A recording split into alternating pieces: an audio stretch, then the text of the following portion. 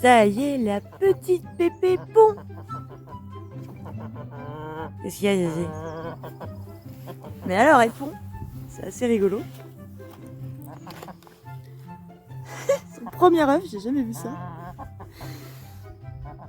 Genre, il est absolument minuscule. On dirait un œuf de caille, quoi. Si on se rend compte dans ma main la taille du truc. Donc ça, c'est un œuf de Pépé. Hop.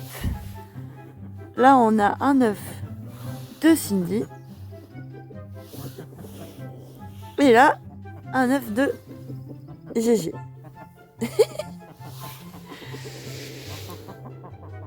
Donc en fait, ce qui est assez drôle quand on a des poules de différentes tailles qui font du coup, logique, des œufs de différentes tailles, quand on veut affiner la recette au nombre de personnes et qu'on met par exemple 4 personnes et qu'ils nous disent de mettre un demi-œuf, non, lui touche pas Gégé, je te dis non, non, parce qu'elle va peut-être le manger, j'ai pas envie, je vais le casser tout à l'heure, non, pousse-toi. Donc je disais, ce qui est assez drôle, c'est que du coup, quand sur Marmiton, par exemple, A few moments later. mettez la moitié d'un œuf. Non mais même Gégé, elle en revient pas de la tête. Elle se dit, c'est un œuf, ça se mange pas. Elle pourrait le gober.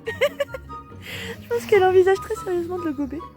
One eternity later. Et là-bas, pour celui de Pépé.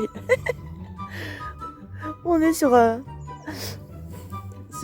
quart d'œuf, je pense.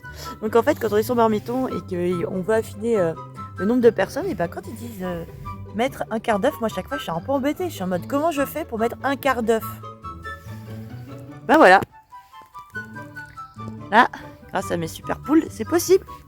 Et si on me dit 3/4 d'œuf, et ben voilà, je prends un œuf de Cindy et un œuf de Pépé et j'ai mon 3/4 d'œuf.